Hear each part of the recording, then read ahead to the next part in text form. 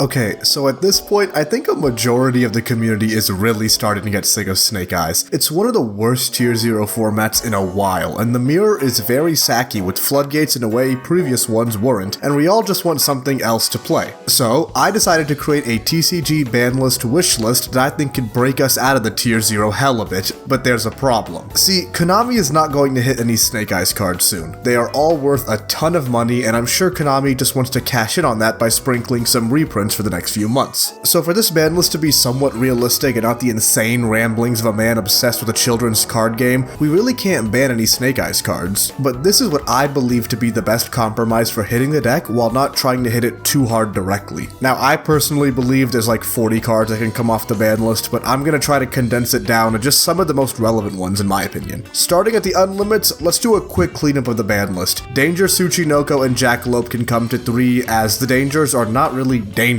anymore. Seriously, what? You can play them in Dark World, which on release was a tier 4 deck? I think we can move Pankratops to 3, I think it's a great going second tool, and if we can have Fenrir at 3, I think Pank offers its own benefits in its ability to quick effect respond to your opponent's board. The fact you can only summon it going second means it will just be a decent card to side in, and I think with how strong going second cards are becoming, something like Pankratops is completely fine. Next card I want to see go to 3 is Orchest Harp Horror.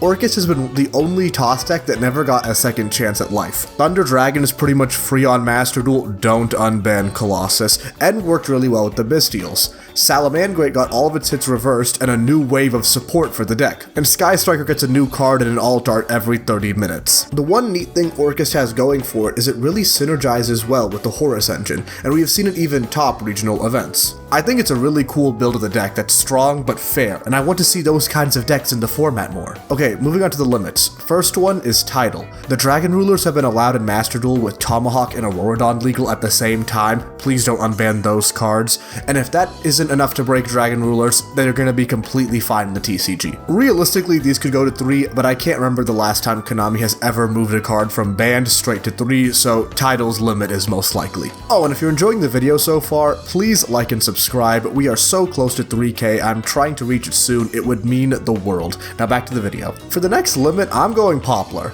This is probably the only Snake Eyes direct hit that Konami would be brave enough to do. I know how this song and dance works, they don't want to hit any of their money cards, and Poplar technically isn't. And I just think a limit would be a good way to prevent its repeatability. It makes it less consistent overall. The limit I always get a ton of flack for is the return of Masterpiece. I've already made a video where I went over my points to why you should return, so watch that if you want further explanation besides me saying it's quite old and we have better and more consistent towers these days. So instead, the more insane return card I'm gonna say is Arise Heart. Hear me out, hear me out. Right now we are in a tier 0 format. We all know Konami isn't gonna ban the cards players have invested $1,000 into, because if they did, then players aren't gonna be willing to invest again, you know? Fool me once, shame on you. Fool me twice, shame on me. So that leaves only one option to try to diversify the format just a bit, and that's to bring back some cards that can compete with Snake Eyes. I think Kashtira is a great deck that can do that. Macrocosmos effect is pretty damning against them, and the deck can board break quite easily with cards like Fenrir and Zeus. Kashtira potentially having a strong Snake Eyes matchup and also being a glass cannon means other decks can abuse that to find their foothold in the meta. Now, I don't think this will probably convince a decent portion of you, and to be clear, if this were to happen, I would hope we limit the field spell and birth alongside it, so we aren't just playing full power Cash again. I like how Master Duel kind of danced around the Kashtira ban list, though I think their hits were a little too excessive. Now we're finally getting on to the bans. The first one, Link Karibo. Link Karibo is generally used to get Poplar in the graveyard and trigger material, but it offers so much utility in the deck.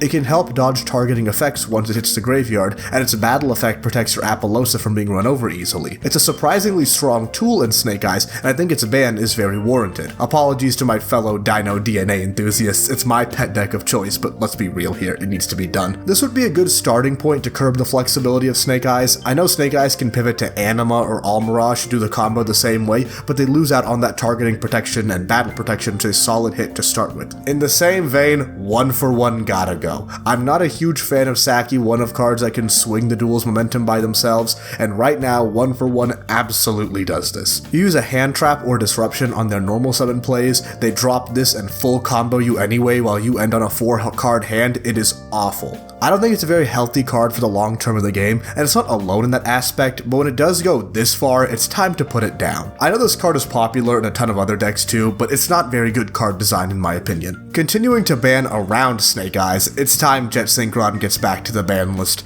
If I had a nickel for every time a combo deck got Jet Synchron banned, I'd have 2 nickels, which isn't a lot, but it's strange that it happened twice. Jet Synchron synergizes with the deck immensely. You can make Boral Savage with Diabellstar, you can make Formula Synchron with Flamberge to make Barone, and if you open both sides of the engine, it's very easy to do both with Jet Synchron's Revive effect. With Jet Synchron's ban, you can lose a ton of their Omni-Negate potential, which is good for curbing the power of Snake Eyes. Now, as mentioned before, the mirror really sucks because it's very Floodgate reliant for games 2 and 3, so for the next ban, let's remove the damn floodgates. I wish we could ban them all, but Konami keeps them in game for beginners to cheese easy wins at locals, I guess. Well, now they are affecting and ruining tournament matches. The one floodgate that gotta go right now is Summon Limit. If you look at the topping decks of the last few YCSs, literally every deck is citing 3 copies of Summon Limit. This is an awful way for games to go, and I think removing it will make the rest of the Snake Eyes mirror matches much more marginally interesting. Seriously, tell me the last time you played a game using Summon Limit or your opponent using it and it was fun. Like, genuinely tell me right now. The Hida Link monster is in a uniquely powerful position right now. Not only does it synergize with Snake Eyes like any other elemental charmer, but it has an insanely powerful interaction with hand traps. See, pretty much every list right now is running 3 Ash Blossom in their main deck. So if you ash your opponent's Snake Eyes, Ash, or Poplar, they can make a Link 2, they can just continue to combo and you're down a card. This is a benefit a tier 0 deck does not need. We don't need Snake Eyes to be stronger than every other deck